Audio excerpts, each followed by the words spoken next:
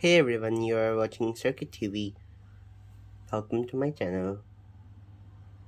Hope most of you guys have seen the community post that I recently posted. So I'm going to review one of the component, that is motherboard. So this is H610M or 610M-E from MSI. It is just a budget friendly motherboard for those who want to build a PC. So this is what the box looks like from the outside. It is Windows 11 compatible. It has trusted platform module, I guess, 2.0, and Lightning Gen 4. This refers to PCIe Gen 4. So nothing special on the box. Everywhere you just got MSI branding, and on top some of the instructions, but on the bottom you get a lot of details. Yeah, this is due to the policy of the delivery company, so they just open it up and ruin the unboxing experience. So there are some of the features. This is what the motherboard should look like. This is the rear I/O. These are the specifications. This motherboard supports 12th gen Intel processors. After updating BIOS, you will get support up to 14th gen. Yes, 14th gen processors from Intel. Since I'm on the budget, I'm pairing this with an i3 12th generation without graphic card processor, which means it doesn't have any integrated graphics. I will be making a review on that too. So let's unbox it. You get your motherboard itself. We'll just keep it aside.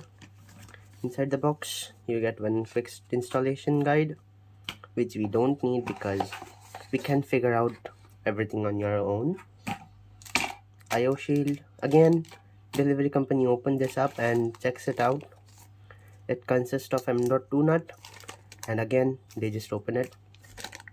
It comes with two SATA cables, one 90-degree angle and one 180 straight pin, I'd say. I/O shield, which we will have to install it in our cabinet. I happen to have a cabinet that is Deepcool Matrix 40, so I'm building it inside that cabinet. So when you are building a PC, always use your motherboard box as a platform.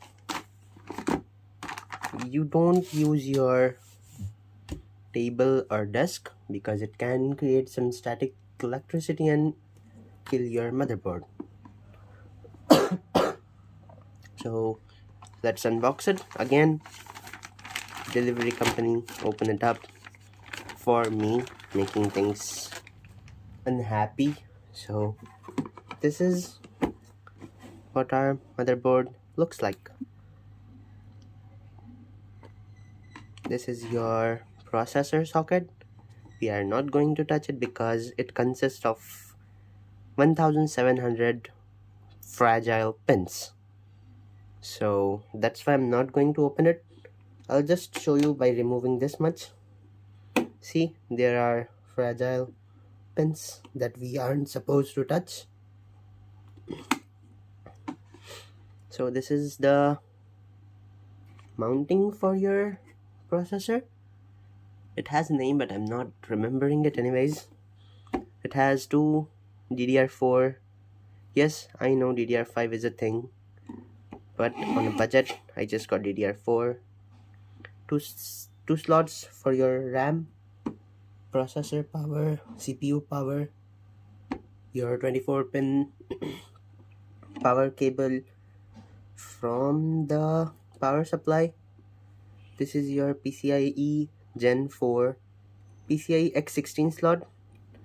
It has one PCIe X1 So it has 1 2 3 4 5 6 7 8 power delivery sections for your processor. Again, we aren't doing any kind of overclocking to it, so this will be enough for me. It comes with a button cell that is 2032 CR. For its BIOS and stuff, it just keeps the BIOS in time properly. This is the chipset H610 rear IO. It has one USB 3.1 Gen 2, I guess. I'm not sure about it. 4 SATA ports for your SSDs, system fan, CPU fan. This is J1.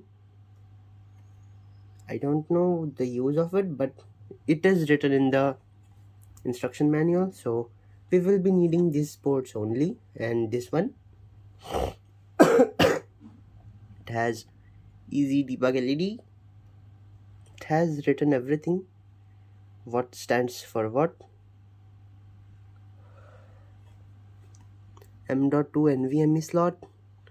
Since the delivery guy opened it, I have to mount it on here because I don't want to lose it. Onto the bottom, you get your buzzer stuff on JFP2. JFP1 stands for your front panel input, that is hard disk LED, LED, power switch and reset switch. 2 USB 2.0 headers, these two. This is the JCOM, which stands, if you short it, BIOS will be reset. This is JCOM, this is JC1, CI1, yes, that stands for clear CMOS. JCOM means this is your serial port.